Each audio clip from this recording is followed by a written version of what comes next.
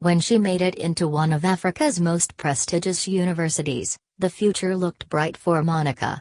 But an attempted rape by a member of staff has left that future lying in pieces. As Monica recalls her story, her voice starts to crack. She describes how the assailant tricked her into going to his home. After swapping courses at Makerere University in Uganda's capital Kampala, Monica, not her real name, was determined to catch up with her new subject. A lecturer told me that he would help me with classwork. I called him and requested an appointment on Monday before class. He insisted I meet him on Sunday, she recalls. The prospect of private tuition more than made up for the disruption to her weekend. Spine-chilling experience. But at the appointed time, he was not at the agreed location. I walked there, only for him to say I was late and he had left, and that I should meet him somewhere else. When he eventually arrived, he asked me to follow him, she says. That is how he tricked me into going to his place of residence. The officials at my college, instead of helping me, they kept harassing me, insulting me, and calling me names. They called me stupid. Telling her story means reliving the spine-chilling experience. She takes a moment to wipe tears from her reddening eyes, as she recalls what happened next. I expected that we would get down to my classwork. Instead, he attempted to rape me. She does not want to give details of the attack, but describes how she fought back, putting into practice some long-forgotten Girl Guide training. I had been trained that if a man attempts to rape you, you have to calm down, be submissive, then raise your leg and kick them where it hurts hardest. And that is what I did, she says, sighing deeply, as if she has only just emerged from the nightmarish encounter. She also managed to snap pictures of him in his room, aware that the evidence could be vital. No one believes you.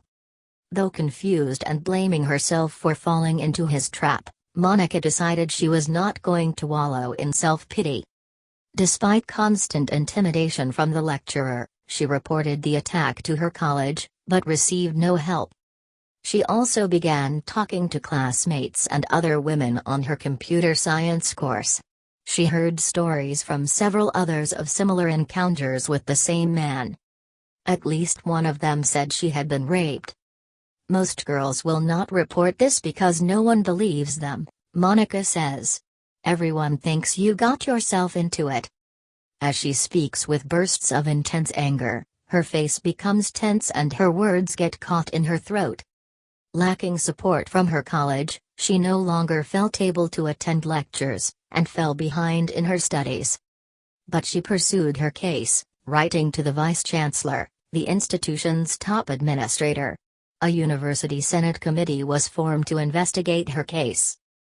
They demanded that I prove there was an environment of sexual harassment. I had to bring to them evidence that I was harassed by this lecturer. I had taken pictures. I presented that to them. I spoke to them about my experience. And at one point, I asked that if they doubted what I was telling them, I needed to face it off with the lecturer before the committee, which was never granted. They called me stupid. The university policy on sexual harassment says that such cases should be investigated and disposed of within 3 months. But it took nearly 7 months for her to receive a response from the committee. In the meantime, because she had fallen behind, Monica was told she would have to leave the course. The officials at my college, instead of helping me, they kept harassing me, insulting me, and calling me names. They called me stupid, she says, the words coming out in spurts, between sniffs. Eventually, she was told the investigation had concluded that there had been an environment of sexual harassment. She was therefore reinstated in her program, and told she could go back to class. I was asked to go back to the same college, where I was going to be taught by the same lecturer. Where I had lodged a complaint and no one attended to me.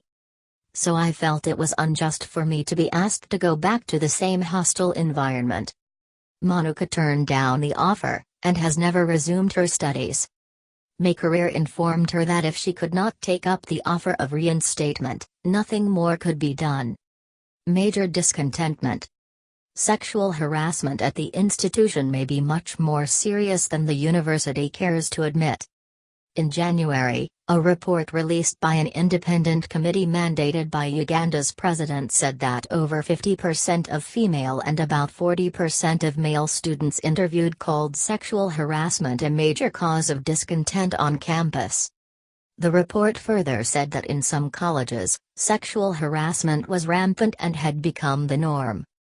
The BBC has seen minutes of a meeting at the College of Business and Management Sciences which seemed to acknowledge that sexual harassment was a very serious issue at the university. Indeed, it is an issue that plagues the reputation of the university.